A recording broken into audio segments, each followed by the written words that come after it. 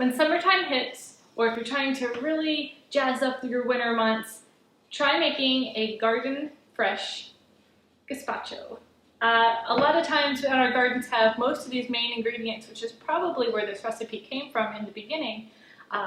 Cucumbers, I add peppers, but it's not traditionally in most recipes. Tomatoes, onions, you can top it with some different vegetables, you can add chunks, you can smooth it out, you can leave it chunky, you can do whatever you want. Just make sure you serve it cold and you keep experimenting with all of these wonderful flavors. Let's get started. I think I'm only going to put a couple tomatoes in and have all of your veggies pre-cleaned so that they're very easy to just go through. Let's empty our bowl. We're going to make everything right in here.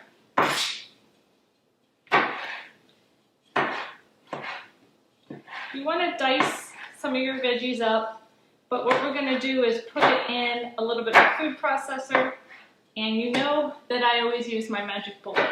However, the bullet is more like a blender, and I want to be able to control the pulse and how many times the blade goes around. So I don't really want this to be just a bunch of mush. You can leave some of your veggies small and diced so that if you want to add them later and have a nice texture throughout. So maybe I'll leave a little bit of tomato out so that we can add it back in. You can actually taste the tomato. But for this, I'll put in here. You can get one of these cheapy, inexpensive blenders at any of your big box stores. And the one that I first picked up that I use when I'm not using my magic bullet is this little guy, because it has one motor that controls two of the bases. It can be a handheld blender, or it can be a little food processor. And that does most of the jobs that I need. I have not upgraded to a big food processor. I really haven't needed to. I may, only because of capacity issues. I'm starting to run out of space with, let me use this as a garbage bowl. I'm starting to run out of space when making larger batches of really good veggies. Now, you can put a little bit of jalapeno, you can put a little bit of Tabasco to spice this up. I'm going to use just a half. Maybe I'll take out some of the seeds. The seeds are where most of the heat is, and in the inside layers of the pepper. But, let's see, I don't know if you can see. What I do is if I have my knife and I cut little bitty slivers, put them all together, and then I stay really close. When I'm cutting each little section, I get these perfectly little diced jalapeno bits. Perfect. So we'll throw some jalapeno in there, and that's the same way that I cut my jalapeno up for guacamole or salsas, and we'll go over some salsa in another video. Let's cut up some celery. That'll give it some nice crisp.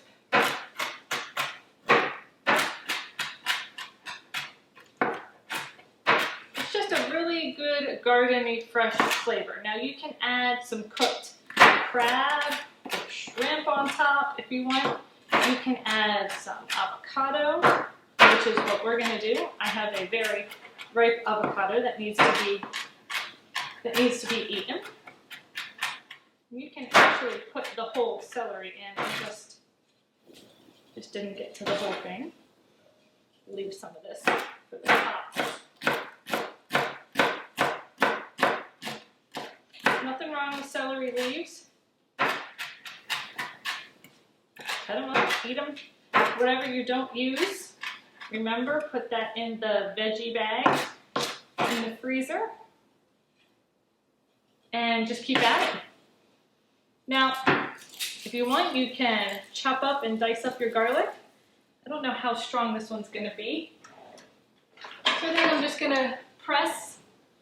You know I love my garlic press. Press one clove Raw garlic can be pretty overpowering for some people. I love it. But for this dish with the jalapeno, we're gonna play it safe and just put one in for now. We can always pop another one in later. Now this little skin, we can put this right in our garlic bag. So let's save all that. And even the jalapeno seeds, a little bit of spice in the soup stock, veggie stock, doesn't hurt anything at all. Pull this guy over here. And I'm gonna put a little bit of my red pepper.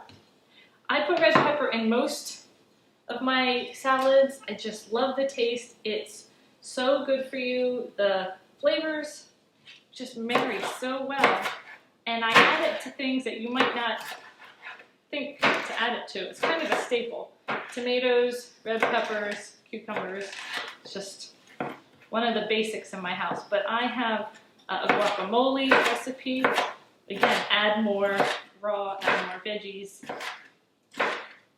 Another cool tip, since most of these are summertime meals, or if you're in the warmer weather, or if you want to feel like you're in warmer weather, with the runaway pepper.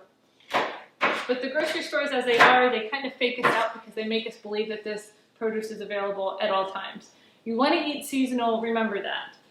So if you're not feeling so good in the wintertime and all you're doing is eating raw, fresh vegetables from your grocery store, you might want to add in some warmer roasted vegetables, some squash that you cook in the oven, or add some meat, because that's what traditionally we ate in the wintertime, since vegetables didn't grow. All right, throw some peppers in. Oh, but what I was saying was, this is a really good recipe to take to a picnic. Don't forget that a lot of people who start to eat healthy really get hammered at family gatherings or at picnics, because I know for my family and where we live up in Pennsylvania, we make hot dogs, hamburgers, potato salad, macaroni salad, baked beans, and pretty much anything else is slathered in sour cream or cheese or milk or dairy somehow. And it makes it pretty scary when you're looking around at the big buffet table and you're like, wait a minute, is any of this still good? How long has it been sitting here? And you're chasing the flies away. So something like this that you can put a big bowl of ice underneath, and you can get some freezer packs, and just keep the bowl nice and chilled so that it keeps that crisp, refreshing flavor. Cut an onion. I don't know if we've gone over this before, but onions can be very loose and get away from you, and you don't want to lose control of what you're cutting. A lot of times I keep this end together because it holds. Here I go with making faces. It holds the whole onion together. What I'll do is I'll usually cut a little bit as I need. I'm going to peel off some of this paper, but I'm going to put this in my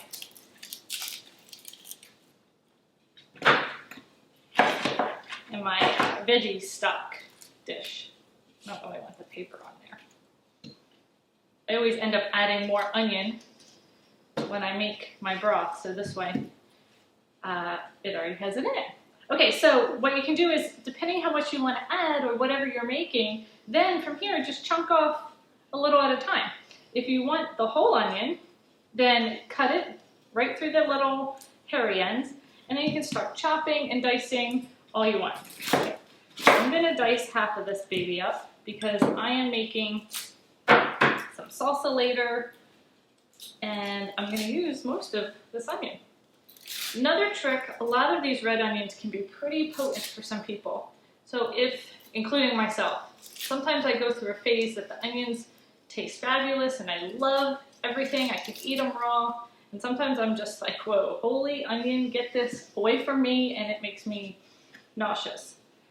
So if you just cut into the onion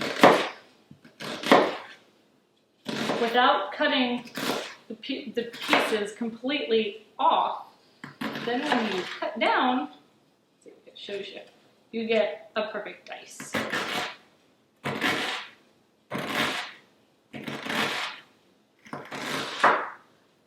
Cutting them onions doesn't have to be so difficult. Take that little end, throw it out.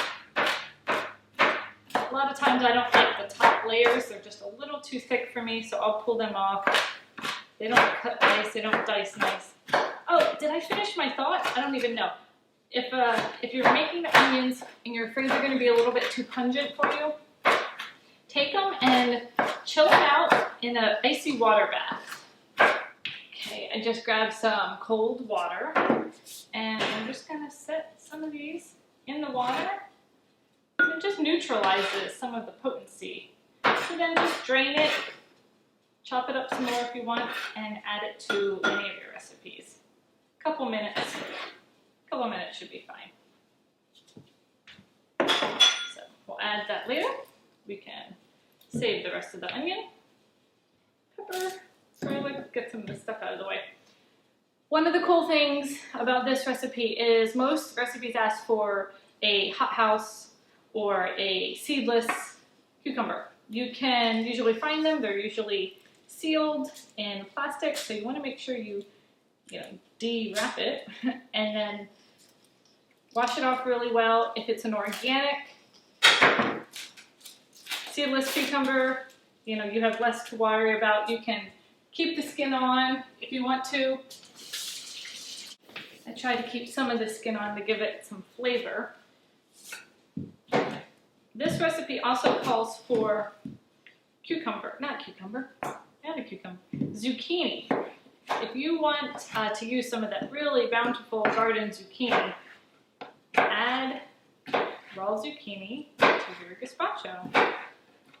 For years I didn't even realize I could eat zucchini raw.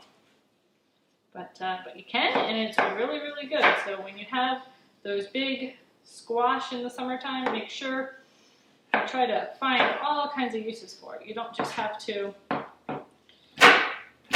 grill it up or roast it or saute it. Just experiment.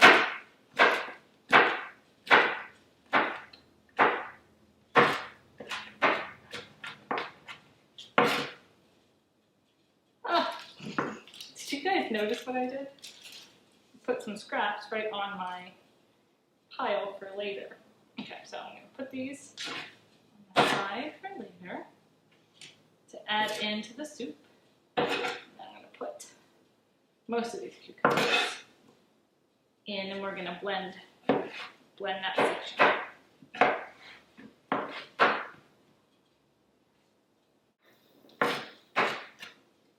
Alright, so we got cucumber, red pepper, tomato, some red onion, some fresh garlic, all in our little pot here. You could just blend this up as it is, add some sauce to it. I don't even know if I need to use the food processor. I love a chunky salad. This is really great for me. We're going to add some fresh lime. Everything tastes. Put some nice fresh lime juice. You can always add more. I usually like to err on the light side with salt and lemon and lime. Jalapenos, onions, all that fun stuff. Too much is too much. Let me get my strainer. And we'll put some onions in, and we will blend this baby up a little bit. Good piece. I don't want too much onions in here. Now the handheld blender, I think is what I'm going to try first. This recipe calls for some juice. You don't have to strain it in. I just wanted to make sure it didn't have any chunks in it. About 2 cups tomato juice, a little bit of red wine vinegar. Let's see, this little guy's got a little spout in it. You probably want to put a couple tablespoons to a 1/4 cup, maybe. Just watch. Some people might not want. You might not want all the vinegar in there. pepper.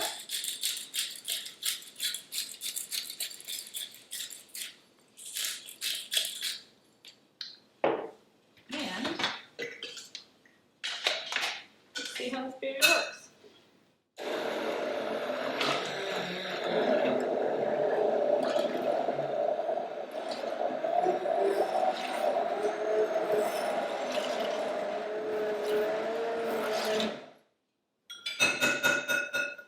I don't think I splattered everything too much. This handheld blender is great when you're making other creamy soups.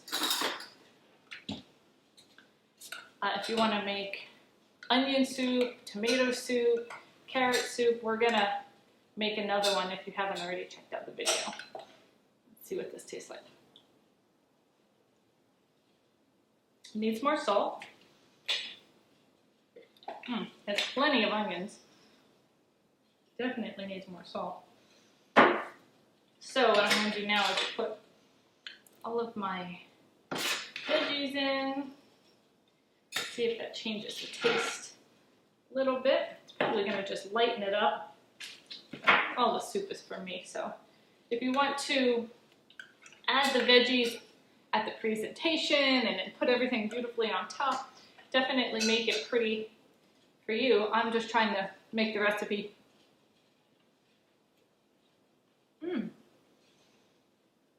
So, again, you can put some really good fish or crab. I think it has everything it needs. You're gonna wanna let it sit for a couple hours in the fridge and let it get really good and cold, chilled. The flavors are gonna marry a little bit better. And then you can put some avocado cubes on there, put some shrimp, put some fish. I sound like a broken record, but here you go. Some cold garden salad, soup, gazpacho. Thanks everybody. Be healthy, eat more whole foods, find creative ways, interact with me on Facebook or the website, and I'll see you in the next video. Bye-bye. Look at how chunky this is.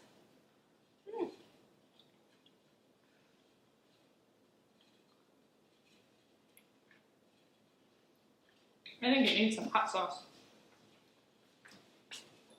A couple shots of Tabasco.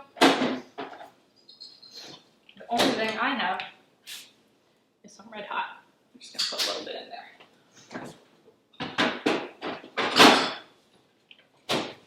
That's gonna give it a much different kick than the jalapeno. But you saw how little that jalapeno was.